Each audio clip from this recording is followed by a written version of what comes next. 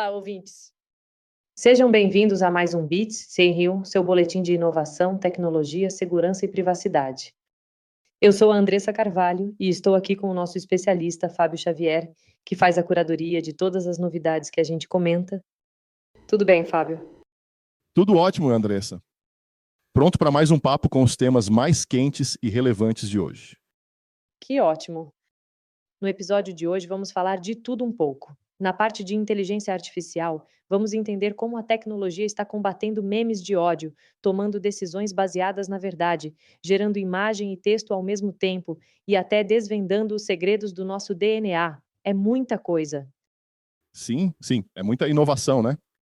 E na parte de segurança, vamos mergulhar no universo dos contratos inteligentes na blockchain, ver como o comércio de dados está evoluindo e falar de alertas importantes sobre aplicativos falsos de VPN e ataques de hacktivistas. E tem mais, vamos ver até as linguagens de programação que deixam a gente mais seguro. Muito legal. E para fechar, no nosso bloco de tecnologia e liderança, vamos falar sobre o futuro da TI com nuvens híbridas, nuvens privadas para a inteligência artificial, uma arma de micro-ondas que derruba drones, decisões da justiça sobre o uso de IA e até o que a natureza pode nos ensinar sobre gestão de pessoas. Fiquem ligados. Vamos começar então, pela inteligência artificial. Fábio, a primeira notícia que separei, da fonte Archive, fala de algo que a gente usa todo dia: memes. Mas me explica isso. Como uma inteligência artificial consegue entender a maldade num meme, né? Que mistura imagem e texto? Esse é o grande desafio. O MemeMend é um novo e gigantesco banco de dados, ou dataset, como chamamos, que foi criado exatamente para isso. Ele tem milhares de exemplos de memes com anotações detalhadas sobre o que os torna nocivos. A grande sacada é que ele ensina modelos de inteligência artificial, como um chamado MemeGuard, a não olhar só a foto ou só o texto, mas a entender a relação entre os dois, o contexto, a ironia. É um passo enorme para deixar as redes sociais mais seguras, combatendo desinformação. É quase como ensinar uma máquina a entender sarcasmo. Que incrível isso! O Sheldon Cooper iria adorar essa novidade. E ainda em IA, a Archive trouxe outra notícia sobre uma arquitetura baseada em competição pela verdade. Parece até nome de filme, né? Mas como funciona isso? É uma ideia fascinante. Basicamente, é um sistema de IA com vários agentes que são como pequenos cientistas. Eles competem para ver qual deles tem a crença mais alinhada com uma verdade externa, como se fosse um fato real.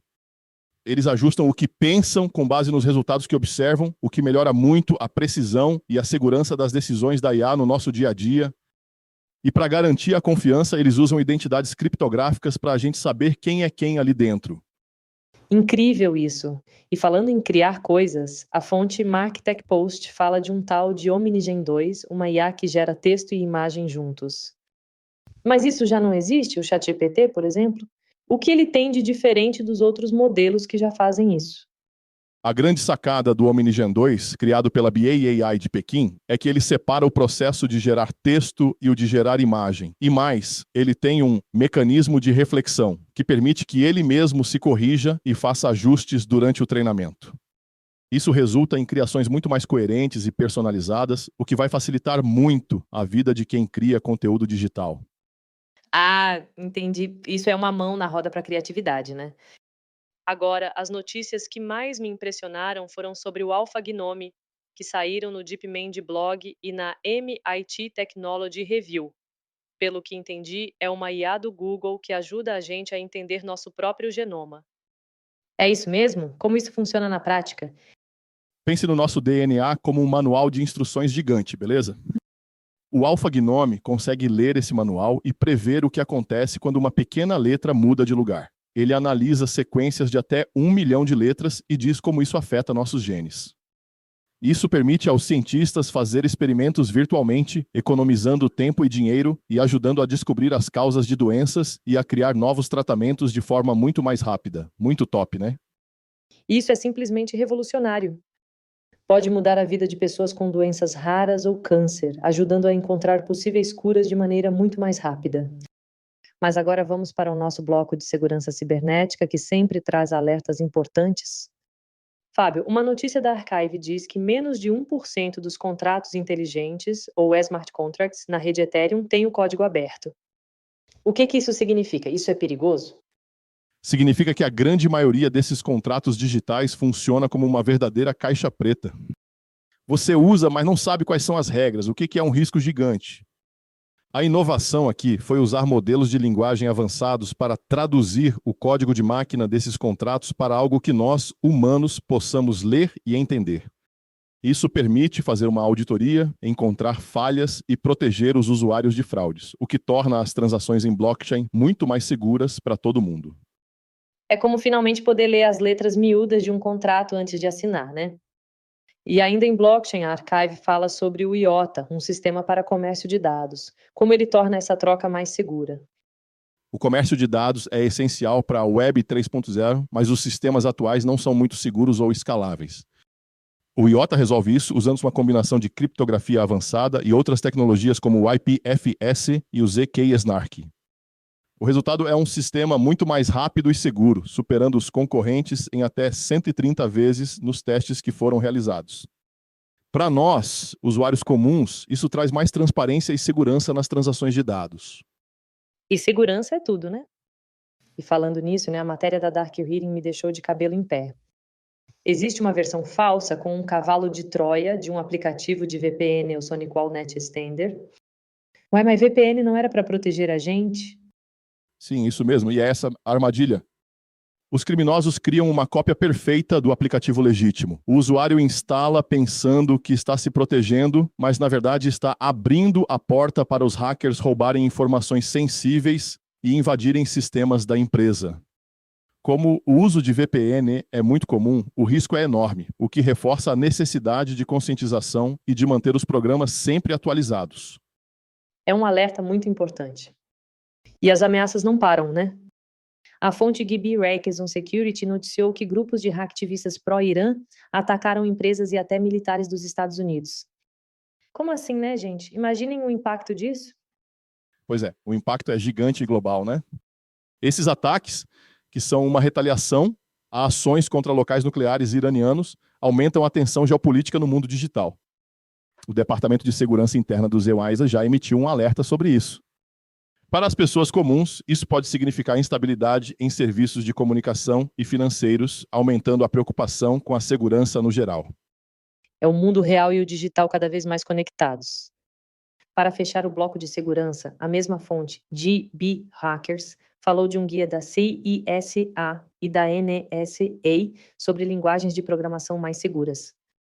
Parece coisa do pessoal da TI, mas isso também afeta pessoas comuns como nós, né?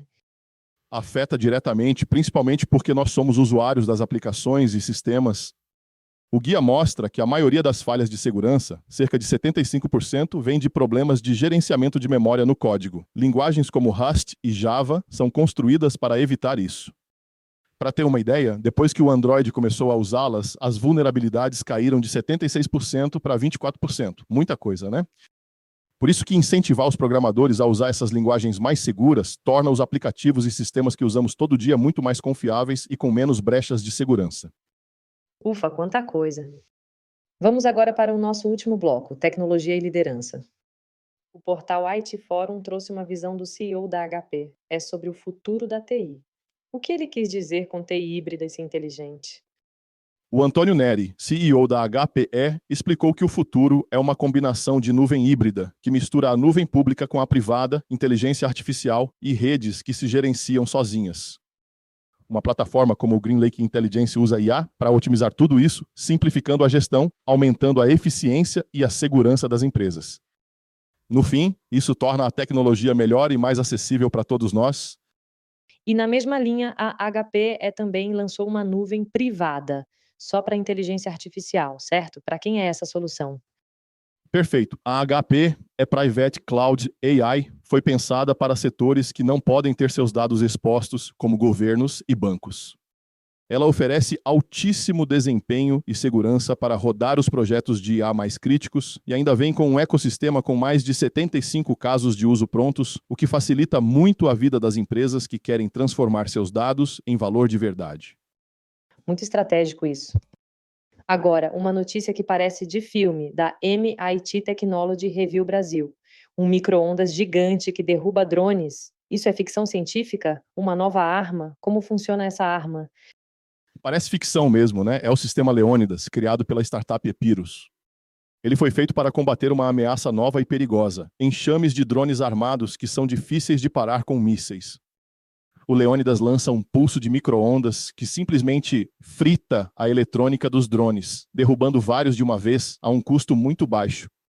O exército americano já testou, e isso pode mudar completamente a dinâmica da segurança e das guerras. Impressionante. E no campo do direito, o site Stratechery comentou uma decisão judicial sobre o uso justo de IA. O que isso significa para as empresas e para nós? Essa decisão foi uma grande vitória para a PAIA porque cria um precedente importante. Ela define que o uso de dados para treinar modelos de aprendizado de máquina pode ser considerado uso justo, mas também estabelece a responsabilidade das empresas sobre o que seus modelos produzem. Para nós, isso pode acelerar a inovação, mas também exige um equilíbrio para proteger a propriedade intelectual e garantir uma competição saudável. Equilibrar inovação e proteção de direitos individuais e propriedade intelectual é o grande problema das leis que visam regulamentar a IA. Essa não é uma tarefa fácil, né?